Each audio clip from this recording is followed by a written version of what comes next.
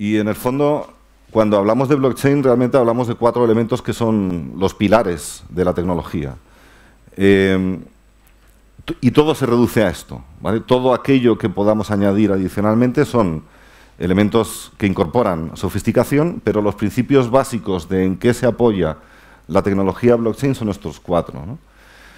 Lo que llamamos el ledger distribuido, que no deja de ser más que un registro digital de operaciones, ¿vale? Lo que hemos puesto es un registro de operaciones consensuado entre aquellas personas que están realizando esas operaciones entre sí de forma digital, segura y replicada, y es donde se almacena la información de todo aquello que se está gestionando dentro de la red blockchain.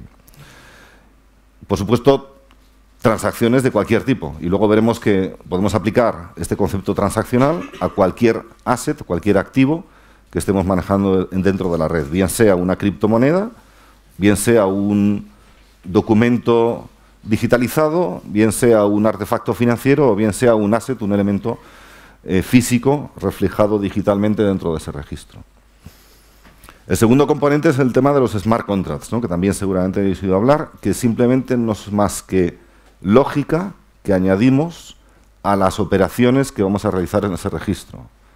Es la lógica que va a gobernar todo aquello que se haga dentro de la red que estamos creando. De manera que toda esta lógica que va a gobernar esa red va a estar además acordada entre los distintos participantes, con lo cual estamos llegando a acuerdos de cómo se va a gestionar y operar esa red.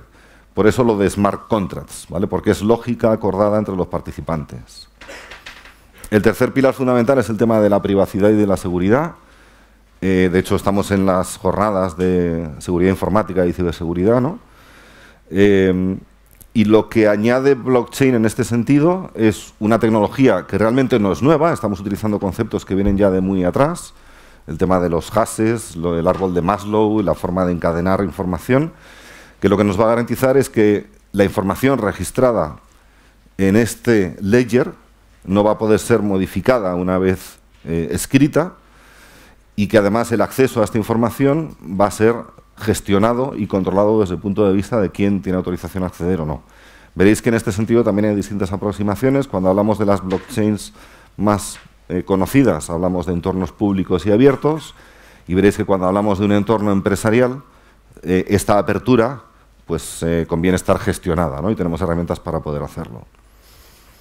Y el último de los pilares básicos de blockchain es lo que llamamos el consenso, que no es más que un algoritmo que nos permite establecer un mecanismo mediante el cual los actores involucrados en esa red blockchain van a definir el esquema mediante el cual van a dar por válidas las operaciones que se van a registrar en ese diario, nada más. Hay un montón de ciencia alrededor del tema del consenso, hay un montón de algoritmos distintos para llevar a cabo ese consenso, pero en la práctica no es más que el que los actores de la red den por válidas las operaciones que ahí se están realizando. Y es que además cuando hablamos de blockchain, típicamente lo asociamos a cosas como Bitcoin porque es la cosa más conocida. Ya en el vídeo habréis visto que aparece un concepto que es Hyperledger. Cuando hablamos de blockchain como una tecnología, es una especificación, es una forma de hacer las cosas, y dentro de esa especificación hay un montón de implementaciones en el mercado.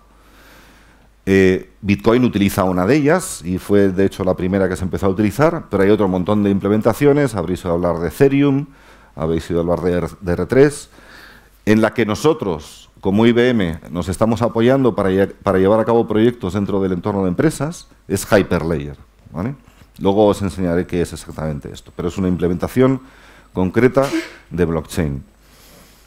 Implementación concreta de blockchain donde lo que se decidió desde su origen, desde el diseño de la propia implementación de este blockchain, fue dotarla de capacidades para ser utilizada dentro de los requerimientos típicos que tiene una compañía.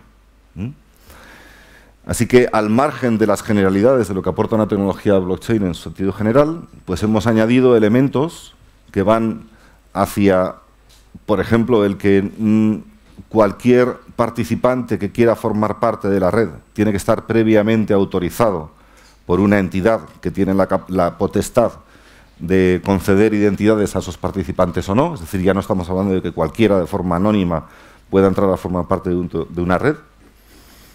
Hablamos de una gestión de la identidad, que como parte de esa red va a haber una entidad que, conectada a una entidad certificadora propia o externa, pensemos por ejemplo en la FNMT, va a dotar de identidad a esos participantes.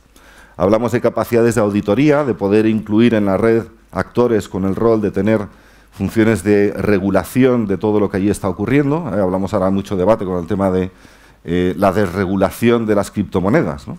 Pues en ámbitos donde sí queremos tener acceso del regulador a la actividad que estamos llevando en una red determinada, permitimos que haya nodos, actores dentro de la red que tengan el rol de auditor. Hablábamos antes también del consenso. Como estamos hablando de redes que se montan en el ámbito de entornos empresariales y con estructura totalmente privada, esto nos permite que el consenso, el algoritmo que permite decidir cuándo una operación es válida o no, se adapte a las necesidades específicas del caso de uso. Con lo que requerimientos de computación que típicamente tienen estos algoritmos de consenso, habréis oído hablar del Proof of Work, por ejemplo, en el caso de Bitcoin, que es muy consumidor de recursos. De hecho, dicen que ya cuesta más prácticamente la luz que se consume para minar un Bitcoin que el valor del Bitcoin en sí, ¿no?